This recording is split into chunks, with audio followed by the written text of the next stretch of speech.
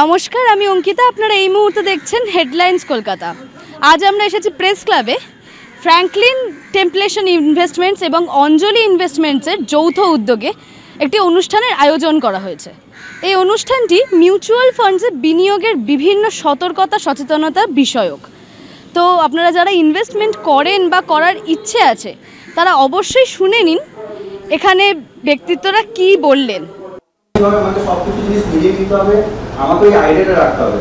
আর সেই খাবার বানানোর জন্য যে শেফ হয়, বেসিক্যালি রিনাউন্ড শেফ থাকে বা যে কুক করে, মানে আইডিয়া। আমাকে যদি এখন বলো খাবার বানাতে, সিরিয়াসলি আমি পারবো না, কারণ আমার কাছে আইডিয়া নেই কোন জিনিস কীভাবে নিয়ে আসতে হবে, নিয়ে আবার ঠিক করে বানাতে হবে। খাবারটা অ্যাকচুয়াল করার জন্য আমাদের কিছু সবার আইডিয়া থাকে না, আর সবাই কাছে স্পেশালাইজড না। সিমিলারলি যখন আমরা ইনভেস্টমেন্ট নিয়ে কথা বলি, তো ইনভেস্টমেন্ট যখন আমরা কথা বলি আমাদের কাছে কি থাকে? Fixed income, debt fund, debt থাকে, গোল্ড সবাই আমরা জানি, real estate, government securities, equity যেটা আমরা কথা বলি। তো বিভিন্ন এগুলো রয়েছে, বাট এটার জন্য আমাদের সিম্পলি যদি করতে হয়, আমরা সব জিনিসে তো মাথা লাগাতে পারবো না। বাট যদি আমরা সিম্পলি যদি আমাকে হেল্প করতে একটা জায়গা থেকে, মিউচুয়াল ফান্ড আমাদের এই জায়গাটা হেল্প করতে পারবো। প্রথমে আমি আপনাকে জিজ্ঞেস করবো, আপনারা মিউচুয়াল ফান্ডে যেটুকু অ্যামাউন্ট কে কে ইনভেস্ট করেন, কতজন ইনভেস্ট, কাইন্ডলি যদি আপনারা হাত তোলেন। এখন আপনি মিউচুয়াল ফান্ডে ইনভেস্ট করেছেন, সো আপনারা নিজেরাই যখন মানে হার্ডলি যে টাকাটা দেখালো, বলুন hardly 7% of the population invest in mutual fund. Bitcoin সম্বন্ধে আমরা অনেকেই শুনেছি, জানি বিটকয়েন প্রচুর রিটার্ন দিয়েছে। 1 টাকাটা আজকে 1 লাখ হয়ে গেছে লাস্ট 20 ইয়ার্সে, কিন্তু কেউই ইনভেস্ট করেনি। তো hardly 20 people have invested. The reason is there have been nobody to guide.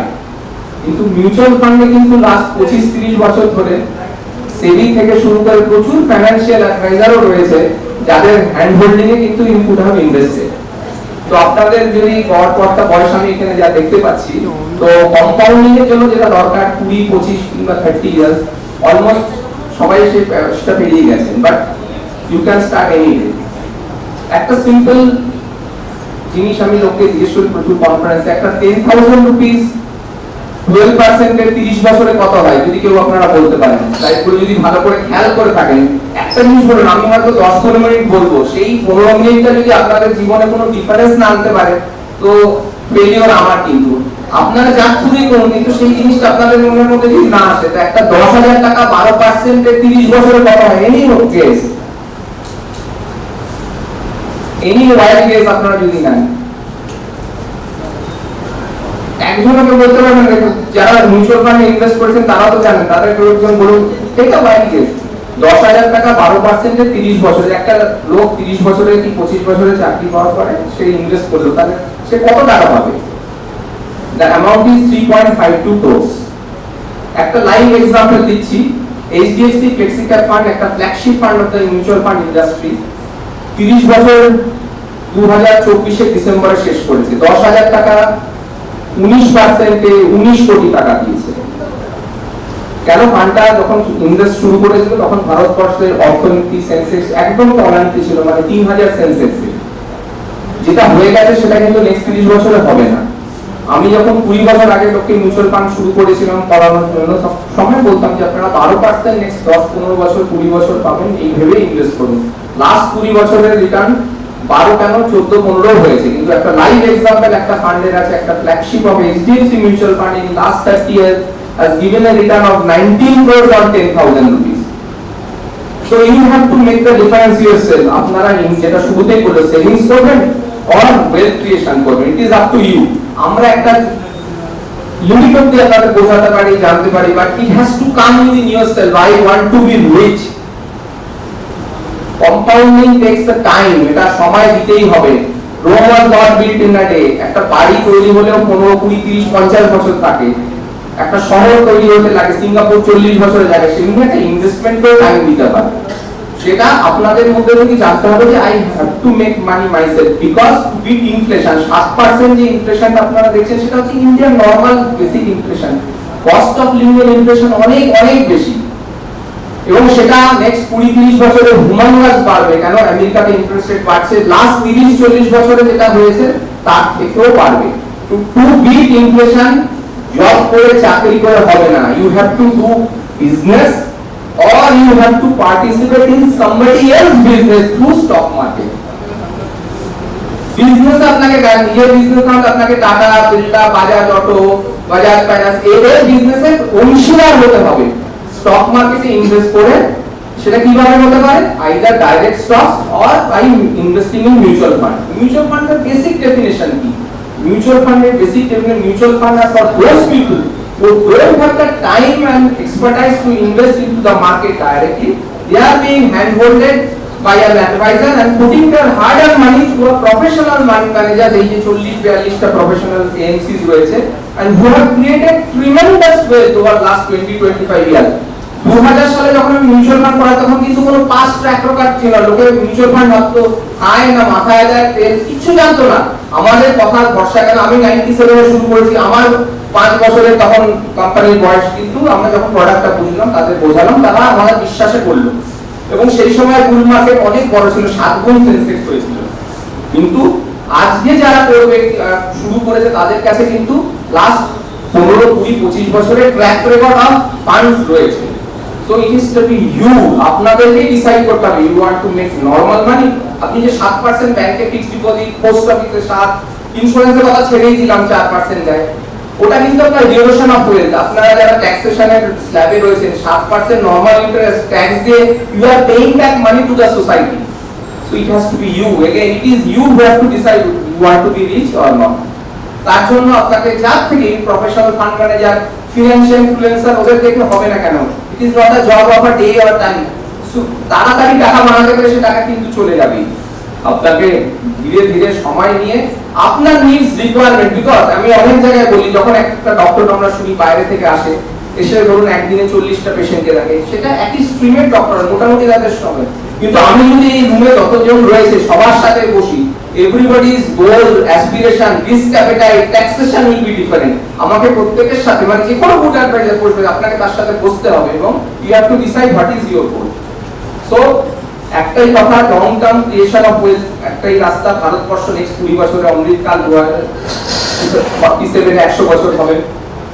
কিন্তু এই যে পাথটা, এই জার্নিটা কিন্তু অত ইজিলি হবে না, আপস এন্ড ডাউনস হবে। গত 5 বছর ভালো দেওয়াতে প্রচুর নাগরিক আসছে ইনভেস্ট করছে, কিন্তু নেক্সট 5 বছর হতে পারে সময় খুব ভোলাটাইল।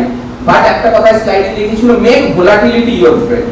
ভোলাটিলিটিটাই থাকলেই আপনি কিন্তু রিটার্ন পাবেন। এবং এর মধ্যে অনেক অঙ্ক, ফান্ড ম্যানেজারের কাজ হচ্ছে রিটার্ন দেওয়া, আপনার কাজ হচ্ছে stay to in a discipline and to understand the maths.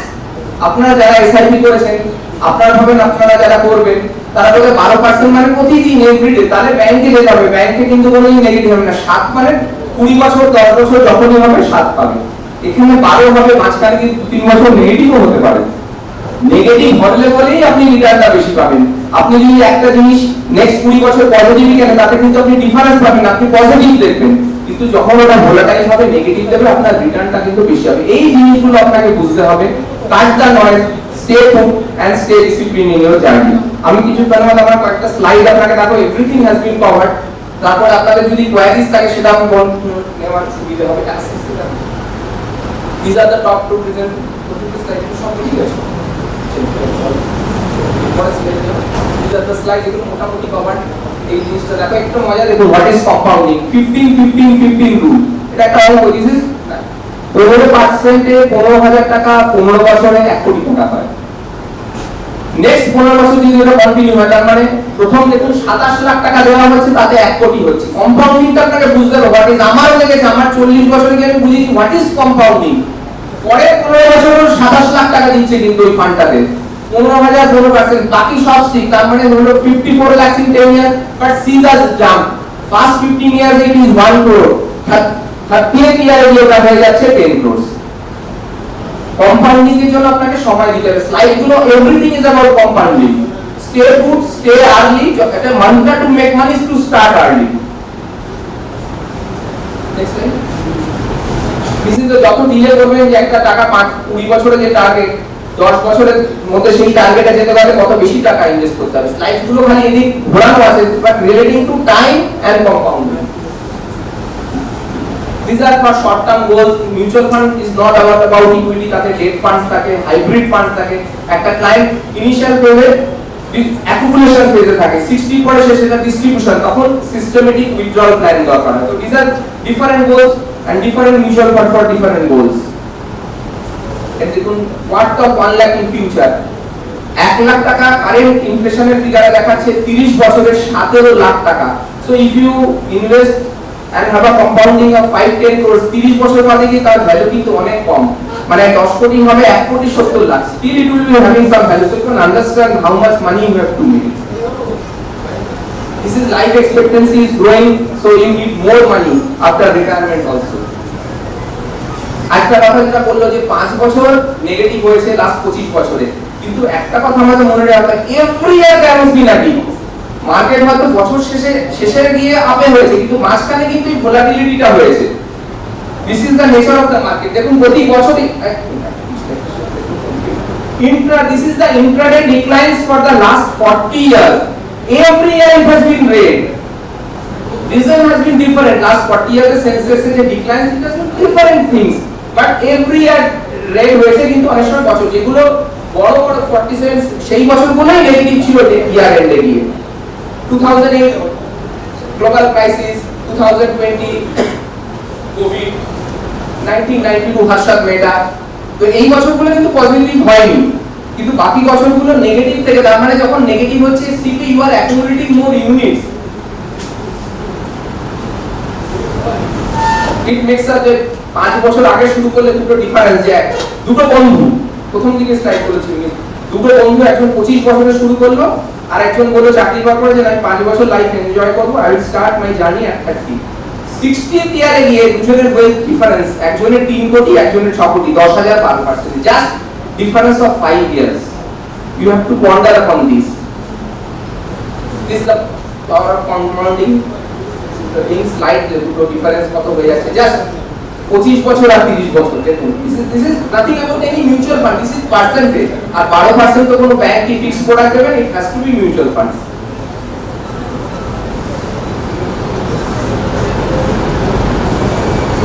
These are the investing resolutions. You have to always have a contingency. COVID has taught us that you should always have a contingency fund. So asset allocation, just like asset allocation, you have to put money something in bank, হঠাৎ বেড়াতে যাচ্ছেন, হঠাৎ ঘুরতে যাচ্ছেন, তখন mutual fund, market fund, something in gold, something in real estate and something in equity. তো equity inflation কে কে বিট করে? Equity, gold and real estate. তো গোল্ড আর ইকুইটি জানে, রিয়েল এস্টেট আমি এখানে যারা কলকাতায় আছে তাদের হঠাৎ বলতে পারবো না কি রিটার্ন পাওয়া যায়। তো these are some resolution you have to have. You have to have that interest. And this is the real risk. The risk is not the market. This is the real risk. Not to take the risk is the biggest risk. You have to take a calculated risk. যতটা আপনার risk appetite আছে, you take the risk accordingly. So this is, if you don't try,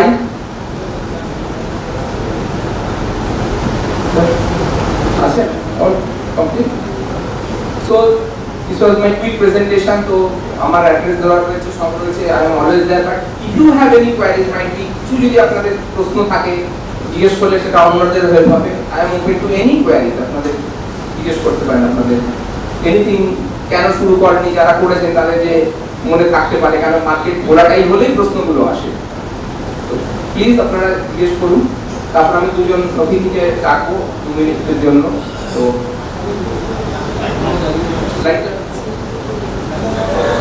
তো কোনো প্রশ্ন থাকলে আপনাদের মনে রয়েছে যে কেন করেননি, কিসের জন্য, কিংবা করতে করতে ছেড়ে দিয়েছেন, এমন অনেক ইনভেস্টর এই মাঝপথে ছেড়ে দিয়েছে, তারপর আবার শুরু করে দিয়েছে, কেন? they were not handholded.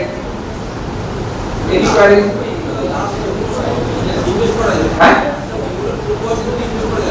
বয়সের কোনো ঠিক নেই, এটা হচ্ছে দেখুন একটা কথা আমি বলছি, ধরুন কেউ 60 রিটায়ার করলো, 60 সে একটা টাকা পেয়ে রিটায়ার করলো, সে গভর্নমেন্ট সেক্টর যে সেক্টরে, 60 তার যে লাইফস্টাইলটা সে রাখছে, 70 তো তার সেই একই লাইফস্টাইল, কিন্তু সেটা মিট করে যদি তার ইনভেস্টমেন্ট না থাকে, তাতে কি হয়? সব আমরা বলি যে আপনারা যে পেলেন রেগুলার কিছু টাকা সিভ করুন, যদি আপনি 1 কোটি টাকা নিয়ে 60 রিটায়ার করুন, অ্যাটলিস্ট যেটা 70 বয়সে কিন্তু 1 কোটি 25-30 হয়, নর্মাল তাই জন্য ইনভেস্টমেন্টে কোনো বয়স নেই। রিস্ক অ্যাপেটাইট, আমার সবথেকে যে বিগেস্ট ইনভেস্টর, তার বয়স 87, তাকে আমি বলি ওয়ারেন বুফেট, কলেজ লাইফ থেকে এসে খালি তার বিগেস্ট সার্জেট টাকা, তার 100% is in equity, either stocks or mutual fund. 1979 থেকে ইনভেস্ট করছে, তার কোলগেট, আইটিসি। তো দ্যাট ইজ ওয়ান অফ আমার 800 ইনভেস্টর মধ্যে উনি একটা example, exception cannot be the rule.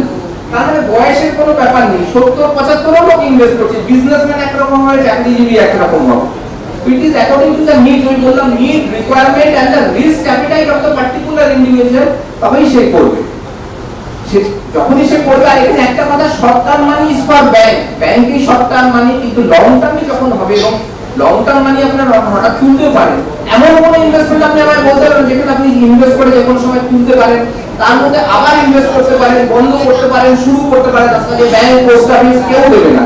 This only mutual fund, the flexibility of investment, তার জন্য আপনার গাইডেন্স চাই, আর ফাইন হোল্ডিং এর জন্য তো রয়েছে। তো এনি এজ ইজ ওকে, কিন্তু রিস্ক অ্যাপেটাইট অনুযায়ী এবং তার যে সামর্থ্য সেই অনুযায়ী সে ইনভেস্ট করবে।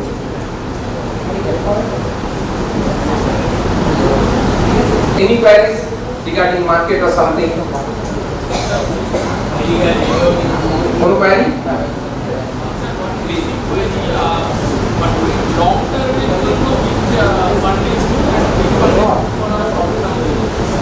লং টার্মের জন্য equity fund is always good, এবং ইকুইটি ফান্ডের মধ্যে অনেক রকম ভাগ রয়েছে জানেন, normal flexi cap fund, multi cap fund, mid cap fund, small cap fund. কিন্তু স্মল ক্যাপ ফান্ড রিস্কি হবে। অনেক লোক বলে আমার রিস্ক ক্যাপিটাল, আমরা তো সবই দেখেছি, প্রচুর অপারেশন করেছি এই 25 বছরে, আমার প্রচন্ড রিস্ক, আমাকে স্মল ক্যাপ ফান্ড দিই কেন? তার বন্ধু নিপ্পন স্মল ক্যাপে হিউজ রিটার্ন পেয়েছে। 2024 আমি বললাম করবেন না, এখন কিন্তু স্মল ক্যাপ না করলো, যখন মার্কেট শুরু হলো পড়লো প্রচন্ড ভাবে, বলে যে আমার তো এতটা নেগেটিভ হলো। কিন্তু প্রথমেই বলেছিলাম তার মধ্যে কি have to understand your risk capital, কিন্তু লং টার্মে 3, 5, 7 বছরের হরাইজনে মোটামুটি সব ফান্ডই ভালো দেয়। মিড আর স্মল ক্যাপ অবভিয়াসলি অ্যাগ্রেসিভ, তারা রিটার্ন বেশি দেবে, কিন্তু তারা কিন্তু অনেক সময় নেগেটিভ দেয়। এমনও সময়, বিকজ ডোন্ট ম্যাক্সিমাম লোকই লাস্ট 5 বছরের market is not about all last 5 year, return আর সামটাইম ফ্রন্ট এন্ড, এমন হতে পারে নেক্সট 2 বছর রিটার্ন দেবে না, but for investor who is investing in that is the best time to invest. So according to your risk capital you have to invest, but multi cap category যেটা সেবি এনেছে, সেবি তো লোকের জন্য ভেবেই ফান্ডস এনেছে, যাতে সবকিছু mid cap, small cap, large cap সবকিছু মিশ্রণ রয়েছে। এটা 2-3 বছরই হলো এসেছে, over a period of time এর রিটার্ন ভালো হবে। একদম দিস আর অ্যাগ্রেসিভ ফান্ডস। আর মার্কেটের কথা একটাই বলতে পারি, 1979 ও তো নিফটি দেখি, 1979 সালে 100 দিয়ে সেন্সেক্স শুরু হয়েছিল, সেই সেন্সেক্স আজকে 80,000, 44 বছরে 14% XIR return only of Sensex x of dividend, x of fund। তো ফান্ড ম্যানেজাররা সবসময় সেন্সেক্স এর নিফটিকে বিট করে, তার মানে কি পুরনো ফান্ডগুলো যদি 20-30 বছরে 19%, ভুলে যায় 19%, 10% ও যদি নেক্সট 20 বছর, ইট ইজ অনেক হিউজ। আপনাকে সেই ব্যাপারে ব্যাংককে বিট করতে, ইনফ্লেশনকে বিট করতে গেলেই ব্যাংকের বাইরে আপনাকে ইনভেস্ট করতে হবে, either direct to stock markets, আর আপনার সেই টাইম এক্সপার্টাইজ নেই, প্রফেশনাল ফান্ড ম্যানেজার যারা IIT, IIM, CFS of the world, যারা আপনার মতো লক্ষ এবং কোটি কোটি লোকের হার্ড আর্ন মানি স্টকসে ইনভেস্ট করে তাকে রিটার্ন দিচ্ছে তার নিজস্ব খরচা বাকি রেখে, which is fair enough, everything comes with, there is no free lunch in the world. Any queries? তো আমি আর যদি পারি, আমি তো রয়েছি, আমি দুজনকে রাখবো। আপনাদের যে ফোল্ডারগুলো দিয়েছি তাতে একটা দেখবেন পেজের ছবি রয়েছে, আউটলুক মানি। অর্ণব চক্রবর্তী আমার আজ থেকে 25 বছর আগে, তখন 20 বছর বিটেক করছিল, পড়তে পড়তে এসে স্টক মার্কেটে ইনভেস্ট করার জন্য এসেছিল। 1000 টাকা, ওটা পরে পড়বেন বাড়িতে, 1000 টাকা দিয়ে শুরু করেছিল, আজকে 45 ইয়ার্স, এখন এন্টারপ্রেনার। তো ওকে আমি অনেক জায়গায় নিয়ে যাই, কারণ ওই লেখাটা আউটলুকে আমার সম্বন্ধে লেখাটা লিখেছিল অ্যাজ অ্যান ইনভেস্টর, ওর স্টোরিটা দিয়ে। তো ওকে আমি ডাকবো, Arnab please come over, you just share your thoughts and feelings for 2-3 minutes. তাহলে কেন একজন ইনভেস্টরের তরফ থেকে আপনি শুনলে, এবং ওর তো লাস্ট কমেন্ট তুমি এখন রয়েছে, জাস্ট শেয়ার ফিউ ওয়ার্ডস। আমি জাস্ট ছোট্ট দুটো কথা কিন্তু পার্সপেক্টিভ দেবো বা অবজেক্টিভ দেবো। আপনারা যারা এই ঘরের মধ্যে বসে রয়েছেন, আমি পার্সোনালি মনে করি আপনারা যারা একজন শুনে গেছেন, সেটা আরো 100 জনকে যদি নলেজটা ক্যালকুলেট করেন, সেটা হচ্ছে সবচেয়ে বড় আর্নিং অফ দিস ইভেনিং, আমার নিজের ব্যক্তিগত নাম্বার 1। নাম্বার 2, আপনারা যেমন যখন কোনো কেউ কোনো একটা মতামত তৈরি করেন, তো এই ক্ষেত্রে মতামত বা এই যে নলেজটার উপরে বেস করে আপনি যে একটা ফিউচার পাথ লেট করা, সেটা হচ্ছে second plan. Third, from an investment perspective আমি বলবো, জীবনে আমার শুরুটা ছিল ফেলিয়ার দিয়ে। আমি ফেলিয়ার গল্পটা যদি বলি, সেই ফেলিয়ার গল্পটা এরকম ছিল, সেই সময়টা ছিল 2003 খুব সম্ভবত, 2001 .com বাবেলটা যেদিন বাস্ট করে তখন আমার নিজের একটা পার্সোনাল ইনভেস্টমেন্ট ছিল একটা মিউচুয়াল ফান্ড। 10 টাকার কোটাক আইডি যদি আপনারা গুগল সার্চ করেন দেখবেন সেটা 3 টাকায় পড়ে যায়। তখনকার মানে মধ্যবিত্ত বাড়ির ছেলে হলো আমি কিন্তু সেদিন পিছিয়ে যাই, এবং সেদিন পিছিয়ে যাইনি বলেই যে ওয়েলথটা আমি ডেভেলপ করতে পেরেছি শেষ 25 বছরে, সেটা কিন্তু শুধু আমাকে না, হয়তো আমাকে বা আমার পার্শ্ববর্তী যারা আমার দ্বারা জড়িয়ে রয়েছে, আমি এন্টারপ্রেনিয়রশিপ আসতে পারতাম খুব পরিষ্কার। আমি যে এন্টারপ্রেনিয়রশিপটা এসেছি, ইটস এ বুটস্ট্র্যাপ কোম্পানি, আমি কোনো ফান্ডিং আমি নেই, এবং তার যে রসদটা সেটা ঝুঁকেছে কিন্তু মিউচুয়াল ফান্ড। আর লাস্ট যেটা বলে শেষ করবো, আপনি যেমন যে কোনো সময় যেমন আপনার জীবনে কোনো না কোনো মেন্টার আছে জীবনভাবে, এই ইনভেস্টমেন্ট বা ফাইন্যান্সিয়াল ওয়ার্ল্ডের ক্ষেত্রে মেন্টাল জার্নিটা খুব ইম্পর্টেন্ট। সেই মেন্টারটা আমার বা আপনার পরিচিত কেউ হতে পারে, বা আপনি প্রফেশনাল কারো কাছে যান, যেটা মিস্টার সজল একটা এক্সাম্পল। আমি শুধু ওনার কথাই বলছি না, ওনার কথা এরকম যারা আছে, বাট আপনারা সবসময় একটা এক্সপার্ট ওপিনিয়নে যাবেন। নিজের মতামতের ভিত্তিতে বা ফেসবুক রিলসের ভিত্তিতে বা সোশ্যাল মিডিয়ার কোনো ইনফ্লুয়েন্সের দ্বারা কিন্তু ইনভেস্টমেন্ট করবেন না, কারণ সেগুলোতে রিস্কটা কোথায় থাকে, আপনি যদি প্রথমবারই ডুবে যান সেটা আপনাকে দমিয়ে দেবে, সেটা কখনই লোক করায়। সংক্ষিপ্তভাবে বলার চেষ্টা করলাম, যদি কোনো আর অন্য কোনো প্রশ্ন থাকে আমাকে আলাদা করে দিতে হবে। ধন্যবাদ। Thank you Arnab.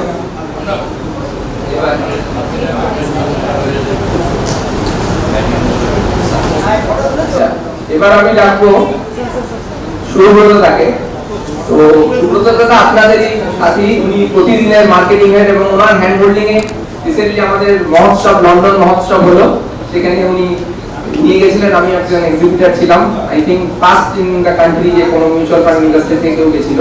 তো শুভব্রতদাও আমার সাথে প্রায় 15 বছর তো হয়ে গেল, 2009 থেকে 15-16 বছর। তো ওনাকেও আমি রিকোয়েস্ট করবো উনি যদি কিছু বক্তব্য রাখেন ওনার পার্সপেক্টিভে।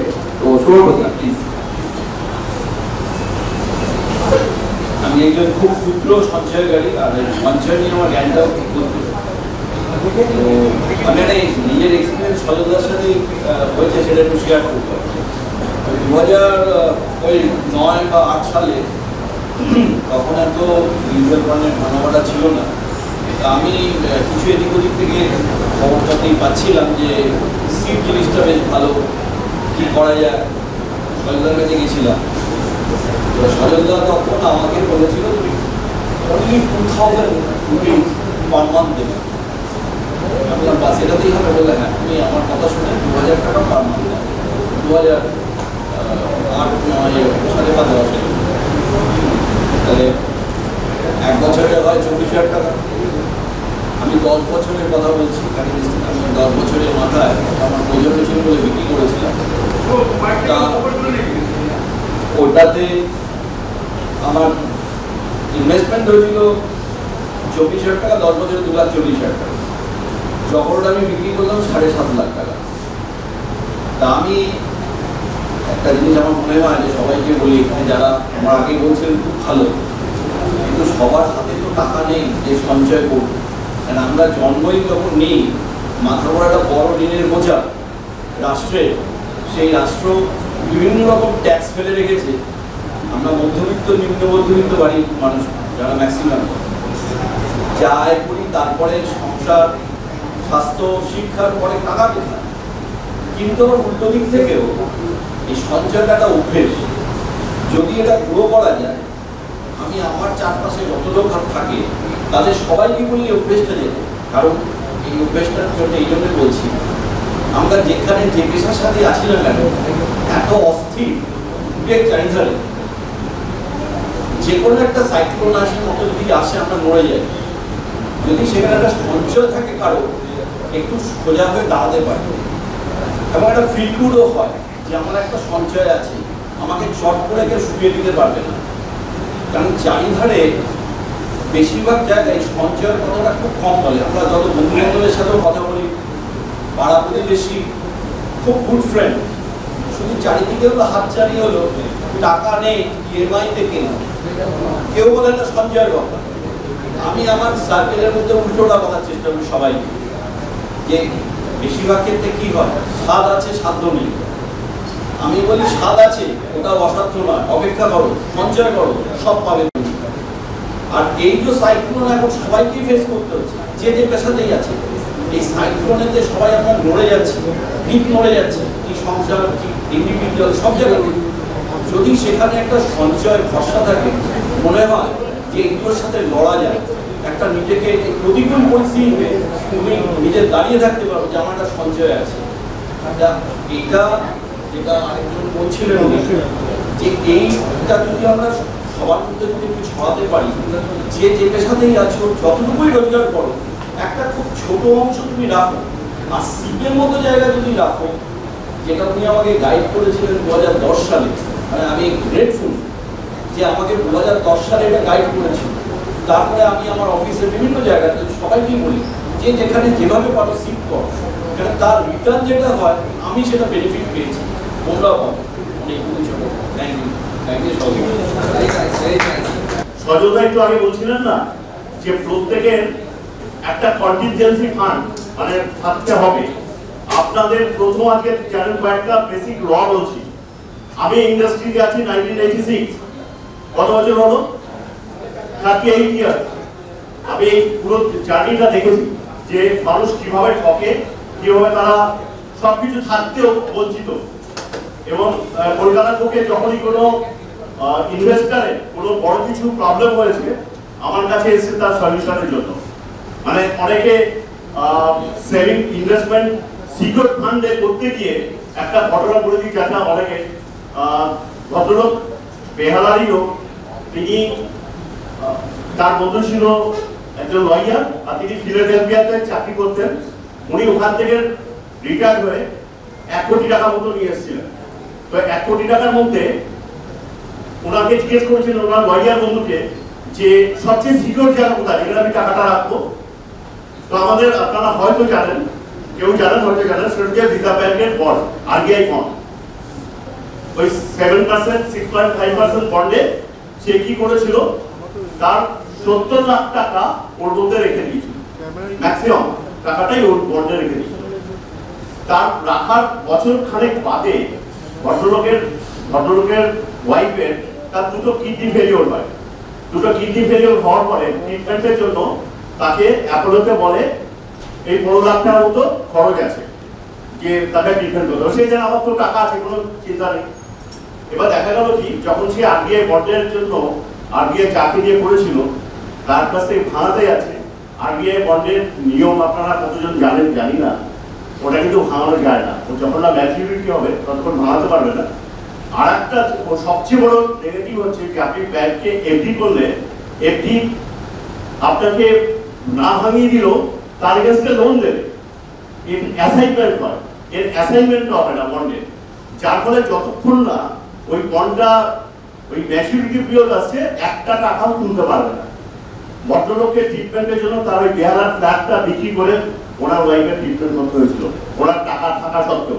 এক্ষেত্রে আপনারা বলুন, এই যে আরবিআই বন্ডকে আমরা বললাম সিকিউর, এটা কি তার জন্য কি সিকিউর ছিল? আপনারা বলেন, আমি জিজ্ঞাসা করছি। এবার বলুন তো, আমরা যে সিকিউরিটি খুঁজি, আপনার প্রয়োজন অনুযায়ী আপনি কোথায় কতটা রাখবেন এটা আগে ফার্স্ট জানতে হবে। আর আপনি পরামর্শ কার কাছে দিচ্ছেন? একজন লয়ারের কাছে ইনভেস্টমেন্টের পরামর্শ দিলে এর চেয়ে ভালো রেজাল্ট আর হতে পারে না। এটা আমার লাইফে আমি এগুলো পেয়েছি, এটা একটা লাইভ এক্সাম্পল দিলাম।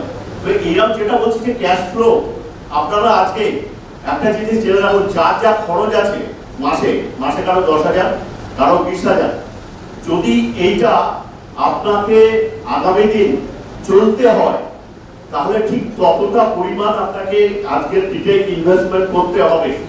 সোজা সিম্পল হিসেব, আপনার যদি মাসে 5,000 টাকা খরচ হয় তাহলে 5,000 টাকাই আপনাকে সঞ্চয় করতে হবে, তবেই আপনার আগামী দিনটা সুরক্ষিত থাকবে। তা নাহলে আপনার যে লাইফস্টাইল আছে সেটা থাকবে না। দুবেলা খেলে একবেলা জুটবে, একবেলা জুটবে না।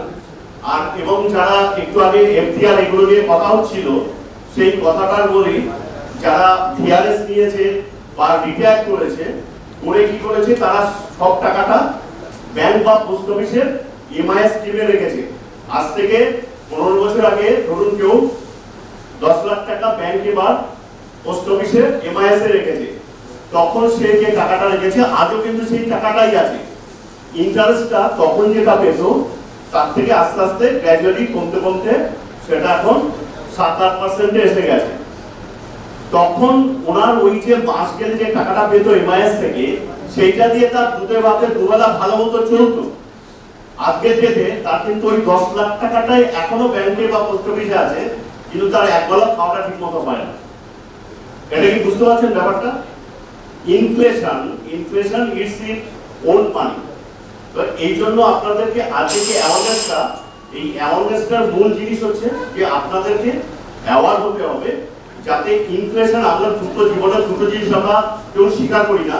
একটা হচ্ছে আমাদের প্রত্যেকের মৃত্যু হবে, আমরা কেউ মানি না, কেউ মানি না যে আমরা এই কথা বলছি মানি না। আর একটা হচ্ছে যে প্রত্যেকদিন ইনফ্লেশন হয়, টাকা যে ইনফ্লেশন হয়, এই ইনফ্লেশনটা আমরা কেউ মানতে চাই না। এর জন্য কিন্তু আমাদেরকে সতর্ক হতে হবে।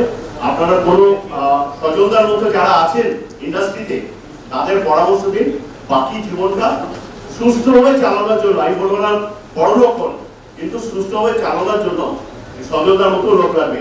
থ্যাংক ইউ আমার সবাই ধৈর্য ধরে শোনার জন্য। যদি কোনো কিছু জানা থাকে অফলাইনে আমরা বলবো। Thank you so much. দেখুন, ইনভেস্টমেন্টে তো ডিফারেন্ট অ্যাভিনিউজ রয়েছে। প্রথমে তো ব্যাংক রয়েছে, এখানে সেফটি রয়েছে, কিন্তু যদি তাকে লং টার্মে ভালো ওয়েলথ ক্রিয়েশন করতে হয় তাহলে তাকে মিউচুয়াল ফান্ডের মাধ্যমেই আসতে হবে, যাতে তার কাছে সময় থাকে 10, 20, 30 বছর ধরে। এবং সেটা আমরা লাস্ট 30 বছরের দেখতে পাচ্ছি হিস্ট্রি, যে পাস্ট মিউচুয়াল ফান্ডসে কেমন রিটার্ন দিয়েছে। তো সে তার রিস্ক ক্যাপিটাইট অনুযায়ী সে ইনভেস্ট করবে। তার যেটা কন্টিনজেন্সি ফান্ড সেটা ব্যাংকে রাখবে, আর বাকি ফান্ড যেটাতে তার গ্রোথ লং টার্মের জন্য সেটা সে মিউচুয়াল ফান্ড দেবে, সেইভাবেই সে ইনভেস্ট করবে।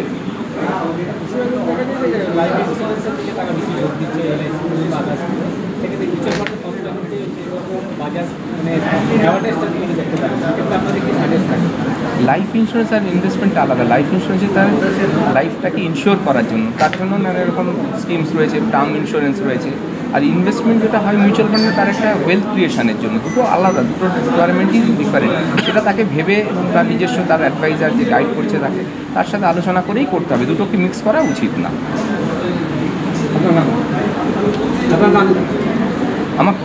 আমার সজল রায়, আমি প্রোপ্রাইটার অঞ্জলি ইনভেস্টমেন্ট। এখানে একটা কথা বলার আছে,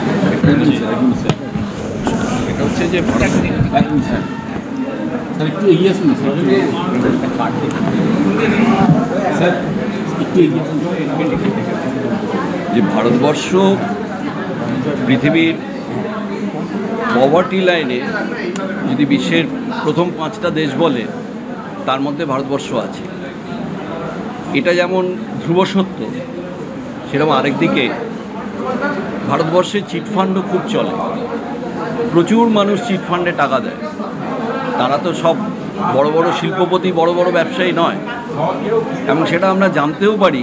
খুব সাধারণ মানুষ তার রোজগারের টাকা সে গিয়ে চিটফান্ডে দিচ্ছে। তার মানে হচ্ছে যে মানুষ সঞ্চয় করতে চাইছে, কিন্তু সঠিক জায়গায় করছে না, ভুল জায়গায় করছে।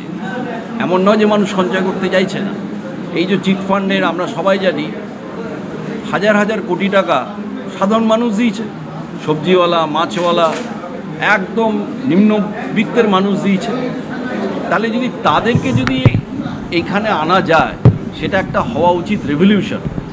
এবং সেই সোসাইটি থেকে যদি এই রেভলিউশনটা হয়, আজকে আমি করছি, যদি আমার বাড়িতে যে কাজ করে সে ক্ষুদ্র সঞ্চয়কারী, তাকেও যদি আমরা যদি উৎসাহিত করতে পারি যে এই সিপ নামক জায়গাটাতে তুমি করো, এখান থেকে তুমি এই রিটার্ন পাবে, যেটা নাকি মাসভাবে সেবি চেষ্টা করছে আমাদের ধোনি, সচিন তেন্ডুলকরের মতো স্টারদের দিয়ে, যে সাধারণ মানুষ দিক। কেন এখানে গভর্নমেন্টের রেগুলেশন আছে, এর মধ্যে কোনো অন্যরকম ফ্রড কেস নেই। কেন বেশিরভাগ মানুষ সঞ্চয় করতে গিয়ে এই প্রতারণার শিকার হয়। সেই জন্য মাসের কাছে এই অ্যাপিলটা থাকা উচিত, বোঝা উচিত যে আমজনতার কাছেও, যে তারা যেন সিপের মাধ্যমে করে, তারা উপকৃত হবে, বেনিফিটেড হবে, তার রিটার্ন পাবে অনেক বেশি। বিভিন্ন রকম যুদ্ধ চলছে, কোভিড পরিস্থিতি আবার আসছে, তো এই সময় আপনারা কি মাথায় রাখতে বলবেন মানুষদের, কি মাথায় রেখে ইনভেস্ট করা উচিত বলে মনে হয় আপনাদের? দেখুন, আমি একটা এক্সাম্পল আপনাকে দিলাম। ভারতবর্ষের সেন্সেক্স 100 থেকে আজকে 81,000 44 বছরে। এই 44 বছরে কত রকম ঘটনা ঘটেছে। ভারতের অর্থনীতি ওপেন হয়েছে, 92 যুদ্ধ বিগ্রহ, তাহাতে যদি এই ঘাত প্রতিঘাতের মধ্যে দিয়ে সেন্সেক্স এবং মার্কেট আজকে যদি এইখানে পৌঁছে থাকে, তো আগামী 10 থেকে 20 বছর, যেটা আমরা অমৃতকাল ভাবছি ভারতবর্ষে, তার মধ্যে এরকম অনেক নেগেটিভ ঘটনা। কিন্তু আপনি যখন ইনভেস্ট করছেন লং টার্মের জন্য, এতে আপনি এই মধ্যে দিয়েই আপনাকে ইটস আ জার্নি। আপনার তো আপনি যখন মাউন্টেনিয়ারিংয়ের টপে পৌঁছন, আপনার কি ওটা ইজি হয়, স্মুথ হয়? ওই যে 1.5 থেকে 2 মাসের যাত্রাপথ, তাতে কি হয়, প্রচুর ঘাত প্রতিঘাত আসে তার মধ্যে দিয়ে, এবং that person is being hand holded by somebody. তো সেই রকম এই যে তার জার্নি, তাকে কেউ হেল্প করবে। এত এত ভালো ভালো অ্যাডভাইজার আছে, সেবি এখন এত অ্যাওয়ারনেস করছে, এবং তারা প্রতিটা মিউচুয়াল ফান্ডকে বলছে যে তাদের ইনভেস্টের মধ্যে অ্যাওয়ারনেস। ওই জন্য একটা কথা বলছে, সোচকার সমাজকার ইনভেস্টকার। আপনি যখন investment do the brain storming upfront, তারপরেই আপনি ইনভেস্ট করুন। কিন্তু রিকোয়ারমেন্ট আপনার যা আছেন সেই অনুযায়ী এবং আপনার সামর্থ্যের মধ্যে আপনি ইনভেস্টমেন্ট করুন। আপনারা শুনলেন কি বললো। আশা করি আপনারা সঠিক পদ্ধতি বুঝতে পেরেছেন ইনভেস্টমেন্টের। Bureau report, headlines Kolkata. আনন্দ আর ভালোবাসার দীপ্তিতে গড়া সমুজ্জ্বল পরমা, ঠিক তোমারই মতো। শ্যাম সুন্দর কোম্পানি জুয়েলার্স, আগরতলা, উদয়পুর, ধর্মনগর, কলকাতা।